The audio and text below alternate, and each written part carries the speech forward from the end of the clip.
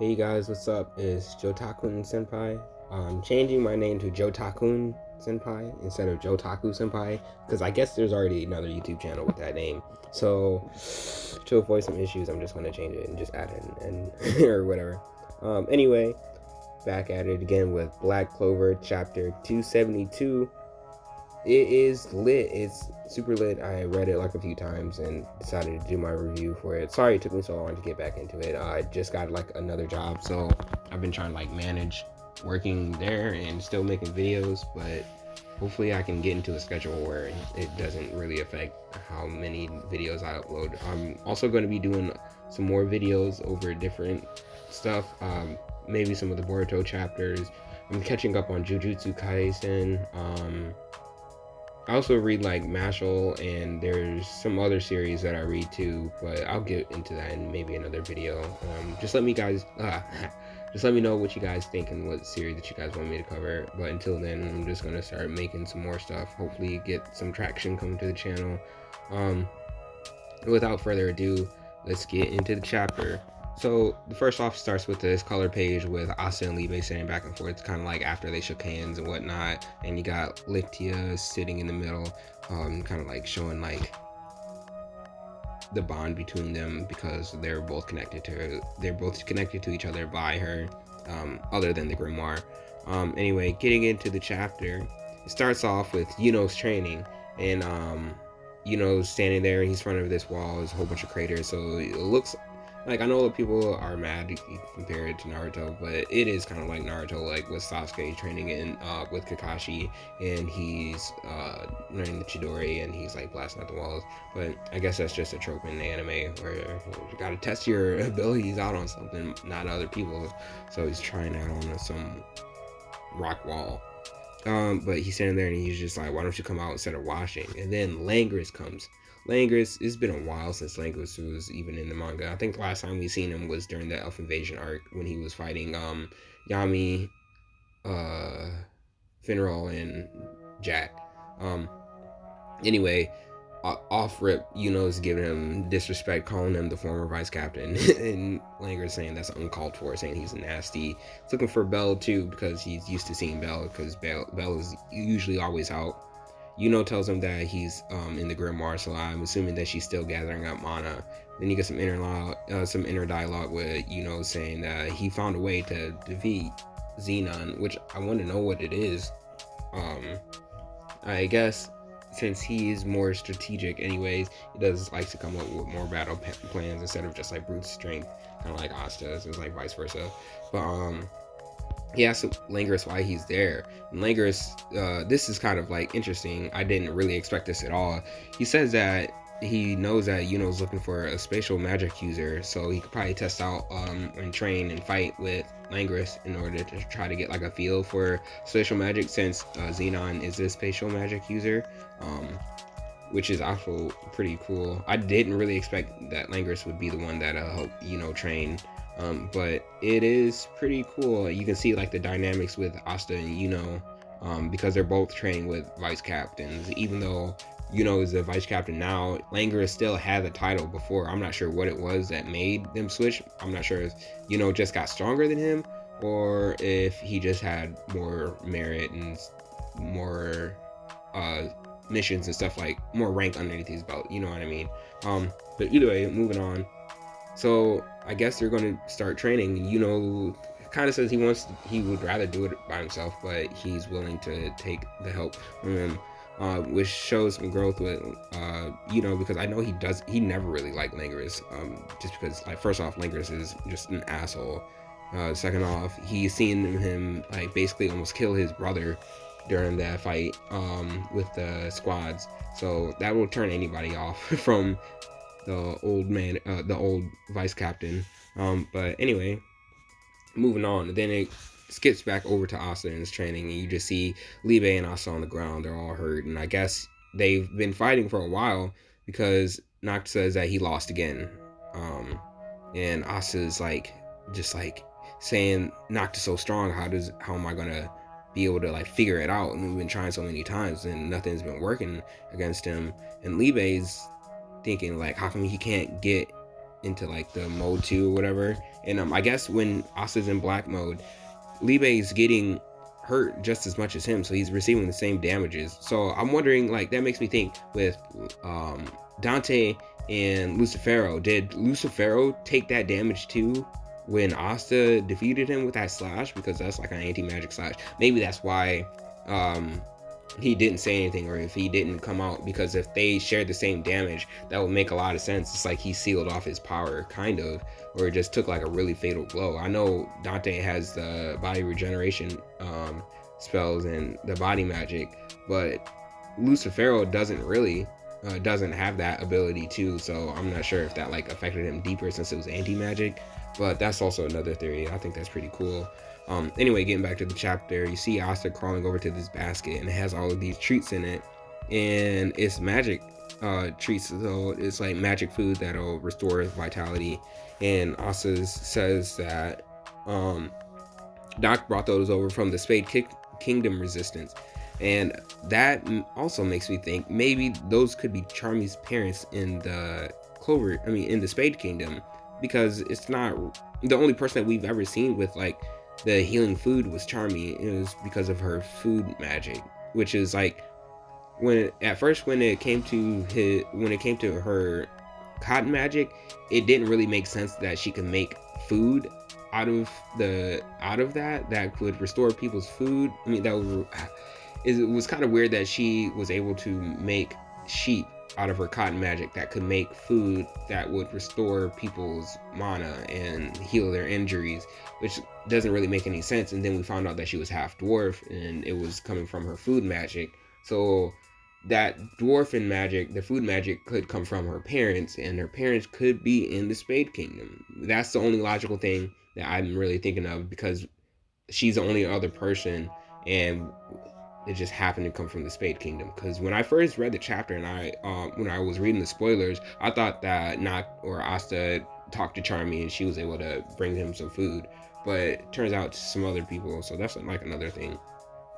But then Asta gets like this bright idea from eating the sweets, and Libe's like looking at him and was like, well, he's got like a 10% chance of having like a genius idea.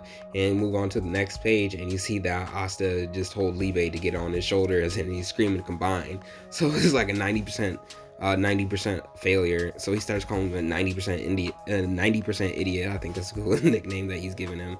But because it is true, Asta usually like a dunce, but there is that slim chance where he does have like a smart ass idea. And like when it comes to battle, Asa's honestly one of the smartest. He just has like that battle intellect like already ingrained in him from the monster battles that he had to do, and just like overall he's just a hard worker. But when it comes to like a lot of other things, when it comes to using his brain, he's not the dumbest, but he's not the brightest as well. Like as you can see, since he just told him to get on his shoulders, like if it would have been that easy, then they would have transformed already, because Libe was just already just standing on his shoulder in the first place. But then it's like he has a flashback, and I guess it's his brother. His brother says like, doesn't it get so tiring being a goody?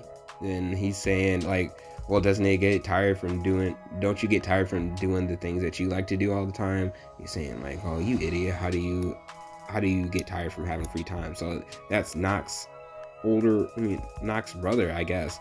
You can't really see his face, you can only see like the side profile. So that makes me think like, what happened to his brother? I'm not sure. Anyway, moving on. Then Asta looks at Noct, and he tells him that like time is up. It's already been like 2 days, and they have like a short period of time.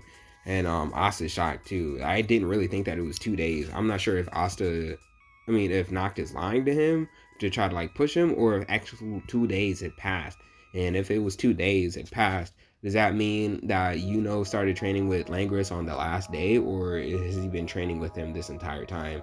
Because if he trained with him like over the 2 day period, that would mean that he got like at least enough training, almost damn near as much as Asta, depending on like how you really look at it. But if it's just like the last day, last minute, I'm not sure if Asta just needs to like test out his method on somebody with special magic, or if he like has had enough time to like get used to it and test out the mana that Bella's been storing up. But either way, he's saying that it's 2 days, and he's saying that like basically like if it doesn't work anyway, like you might as well die here.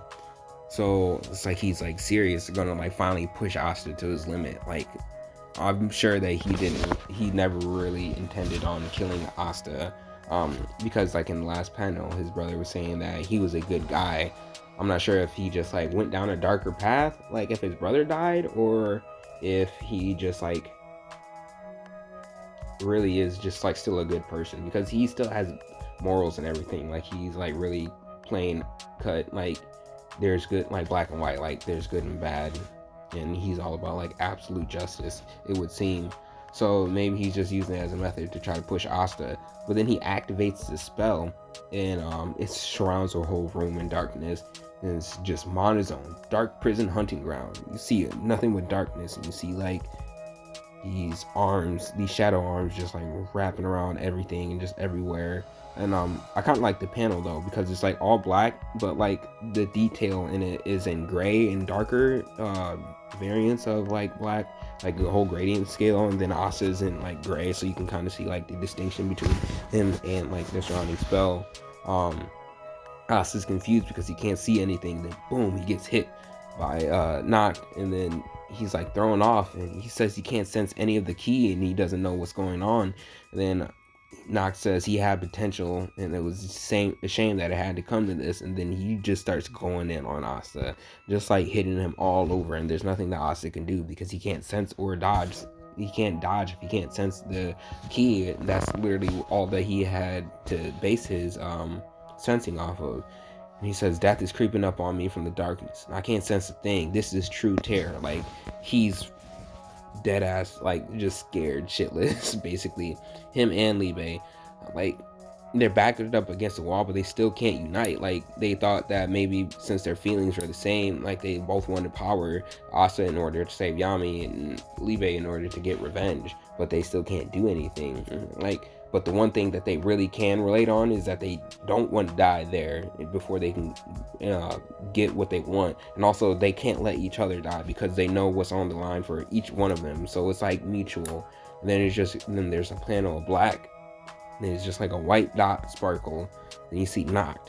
And then boom, it's just like this huge waves just erupting out of the darkness, and it's just white light. And then all of that white light, you just see Asta's eye, and it's like this diamond triangle type thing.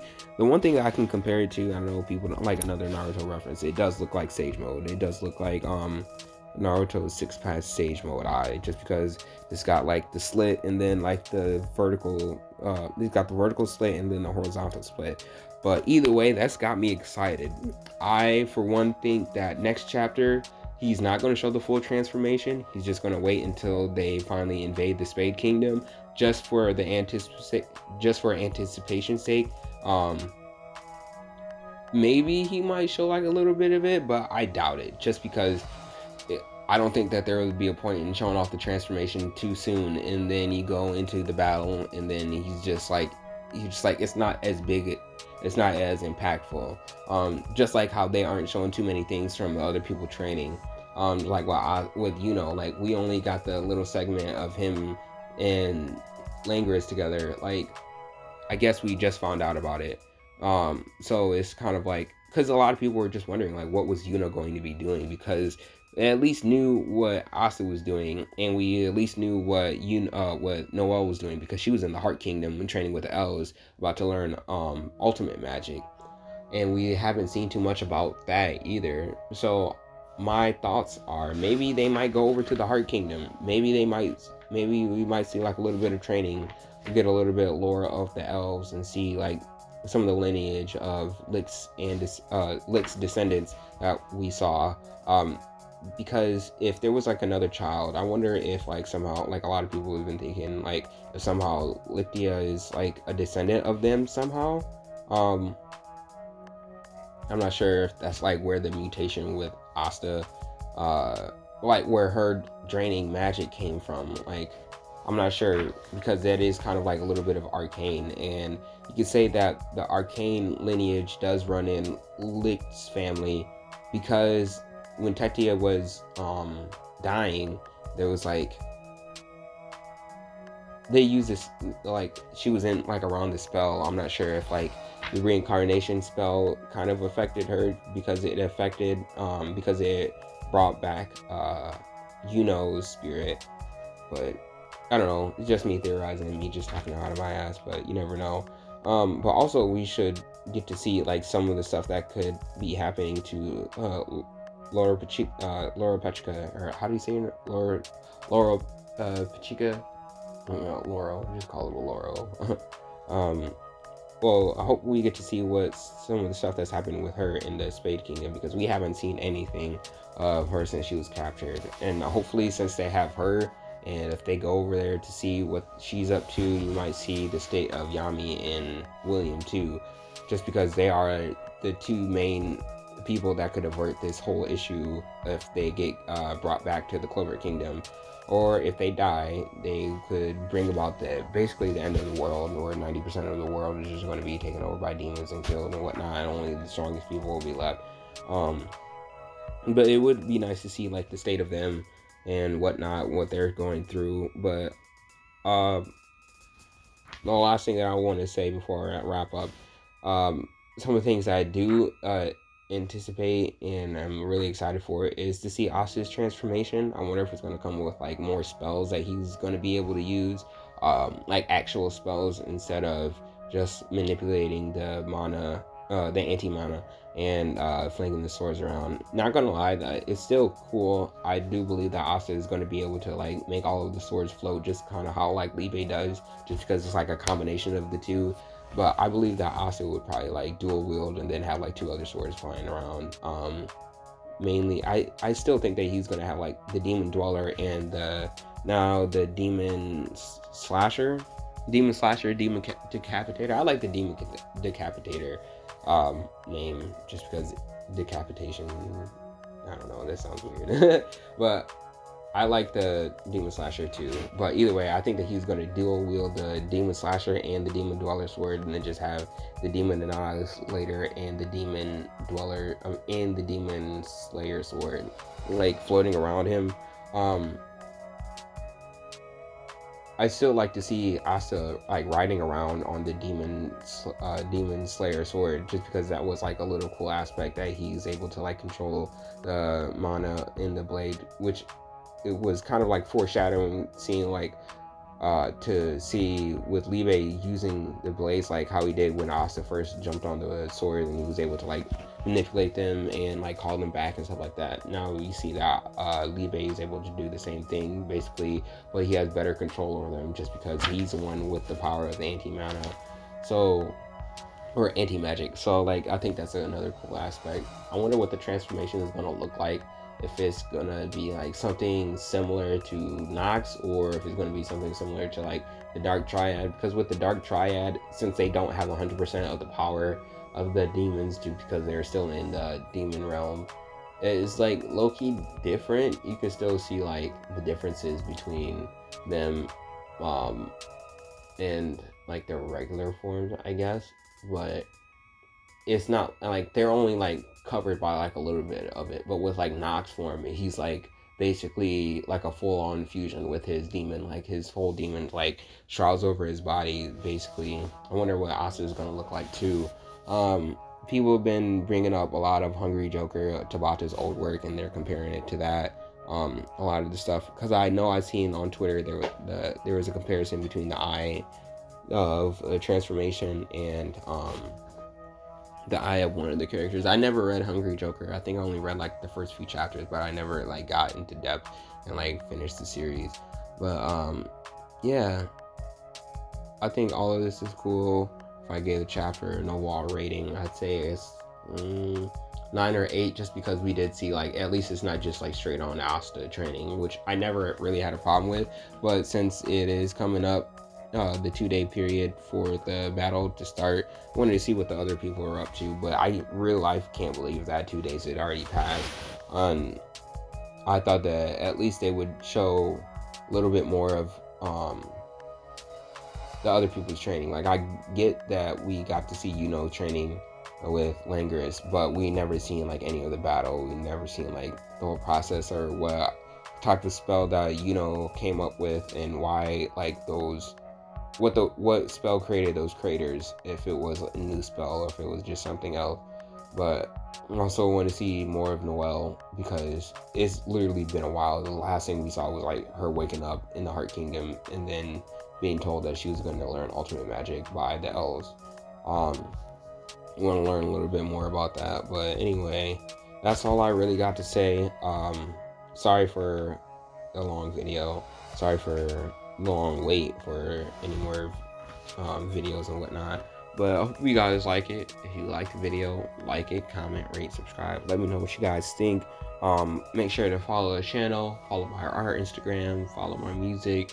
Announcement: I have a song called Dark Days that's going to be released on Spotify December 3rd. So make sure to look out for that. I'm going to have a link in the description when that pops up. I'll just put it down in there after. But anyway, thank you guys for watching. Hope you guys come back, tell your friends, and I'll see you later. Bye.